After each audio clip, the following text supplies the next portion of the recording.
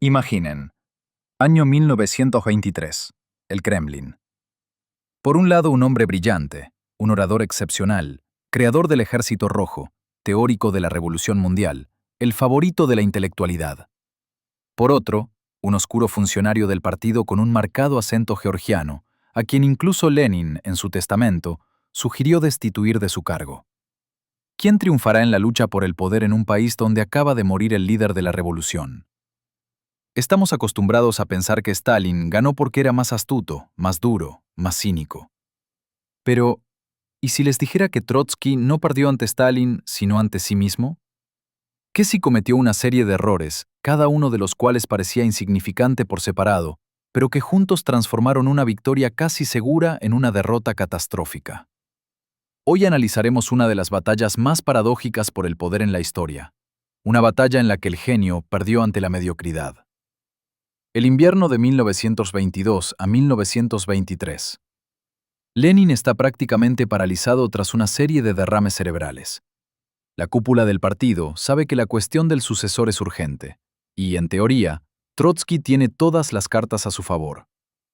Lev Davidovich Bronstein, conocido como Trotsky, es el comisario del pueblo para asuntos militares y navales, creador y comandante del Ejército Rojo de 5 millones de hombres. Fue él quien recorrió los frentes de la guerra civil en su tren blindado, levantando la moral de los soldados. Es su pluma la que ha escrito brillantes artículos sobre la revolución permanente. En el partido lo llamaban el segundo después de Lenin. Los periódicos extranjeros lo señalaban como el sucesor más probable. Iosif Sugashvili, quien adoptó el seudónimo de Stalin, es el secretario general del Comité Central del partido, un cargo creado en 1922 para el trabajo organizativo rutinario, personal, nombramientos, actas de reuniones. Una burocracia aburrida que ninguno de los brillantes tribunos revolucionarios quería manejar. Incluso en el Politburó, Stalin era visto como un burócrata gris, útil, pero sin rostro. El panorama parecía claro, pero en diciembre de 1922, Lenin dicta su carta al Congreso, su testamento político, y allí hay una frase sorprendente. Stalin es demasiado grosero. Sugiero a los camaradas que consideren la manera de destituirlo de este cargo. Sobre Trotsky hay críticas, pero no se pide su renuncia. La élite del partido lee esta carta a principios de 1923. Parecería que Trotsky debería actuar de inmediato. Debería usar la autoridad del líder moribundo. Debería exigir que se cumpliera el testamento de Lenin. Pero guarda silencio. El primer error fatal ya está cometido. Trotsky sinceramente consideraba la lucha por el poder como algo bajo, indigno de un revolucionario de su talla. En sus memorias escribiría: no podía dedicarme a intrigas de pasillo cuando el partido enfrentaba las grandiosas tareas de la revolución mundial. ¿Suena noble? Sí. ¿Es estúpido desde el punto de vista político? Absolutamente. Mientras Trotsky escribía artículos sobre la teoría de la revolución permanente, Stalin construía metódicamente su máquina de poder. El cargo de secretario general no resultó ser una sinecura aburrida, sino la llave para controlar el partido. Stalin personalmente nombraba a los secretarios de los comités regionales. Decidía quién sería delegado en el Congreso, quién obtendría un apartamento en Moscú, qué quejas se revisaría primero. Para 1923, alrededor de 10.000 funcionarios del partido le debían sus cargos a Stalin. No leían a Trotsky, no admiraban su talento oratorio. Sabían una cosa: sus carreras dependían del hombre en el despacho del Kremlin, que pacientemente escuchaba sus problemas y los resolvía. De Trotsky recibían discursos brillantes sobre la revolución mundial. De Stalin, beneficios concretos aquí y ahora. Mikhail Bajanov, ex secretario del Politburó, escribiría más tarde en el exilio: Trotsky ni siquiera conocía los nombres de la mayoría de los miembros del Comité Central. Stalin conocía la biografía de cada uno, recordaba dónde habían servido, quiénes eran sus esposas, cuántos hijos tenían. Otoño de 1923. Crisis económica, descontento en el partido. Trotsky finalmente decide actuar abiertamente. Escribe la Carta de los 46, criticando la burocratización del partido. Es apoyado por destacados opositores. Parece que la batalla ha comenzado. Pero Trotsky elige la línea de ataque más desventajosa para sí mismo.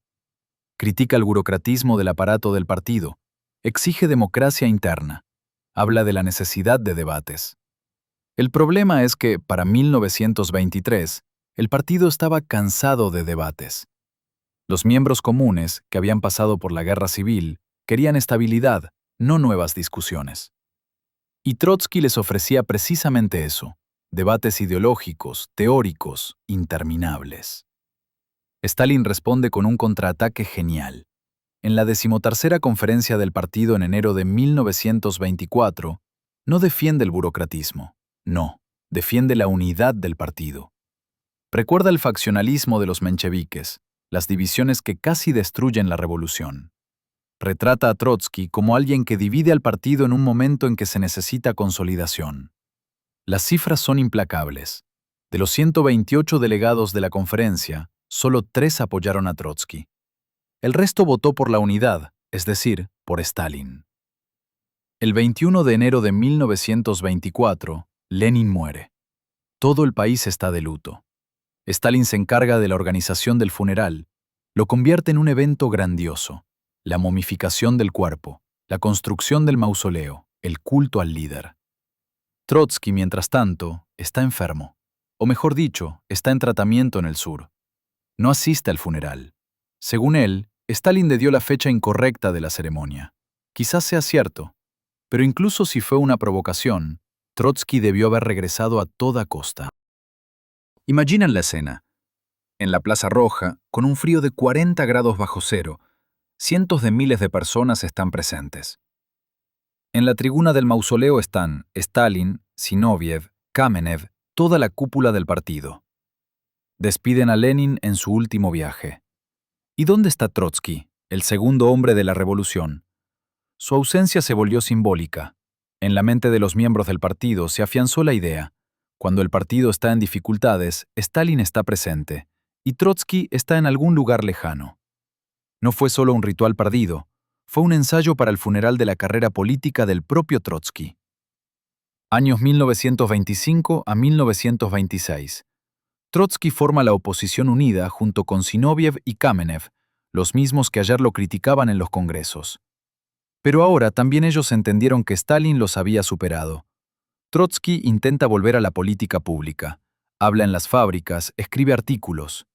En uno de los encuentros, los trabajadores le gritan: ¡Abajo la oposición! Le arrojan sillas. No puede creerlo.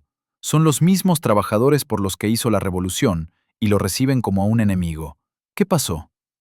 Stalin llevó a cabo una brillante campaña propagandística. Sus seguidores llegaban antes a las fábricas, explicaban a los trabajadores que Trotsky era un divisor, que estaba en contra del liderazgo colectivo, que quería el poder absoluto. Para cuando Trotsky llegaba, el público ya estaba hostil. Pero lo principal es que Trotsky, hasta el final, no entendió que no estaba luchando contra un funcionario del partido, sino contra un maestro de las manipulaciones políticas. Siguió escribiendo tratados teóricos sobre la revolución mundial cuando necesitaba atacar los intereses concretos de personas concretas. Apelaba a la razón cuando Stalin jugaba con las emociones y los miedos. ¿Por qué el genial Trotsky perdió ante el mediocre Stalin? No fue una casualidad ni un destino cruel. Fue un problema sistémico de la élite revolucionaria. Trotsky era producto de la cultura política prerrevolucionaria. Círculos de emigrantes, polémicas periodísticas, debates ideológicos. En este mundo, triunfaba quien mejor formulaba las ideas, quien brillaba más en sus discursos, quien analizaba con mayor profundidad. Trotsky estaba acostumbrado a estas reglas del juego. Stalin creó nuevas reglas. En el partido durante la NEP y después de la guerra civil, no ganaba el más inteligente, sino quien controlaba el aparato. No el que escribía artículos brillantes, sino el que decidía el destino profesional de miles de personas. No el que tenía la razón teóricamente, sino el que era útil de manera práctica aquí y ahora. Existe una paradoja.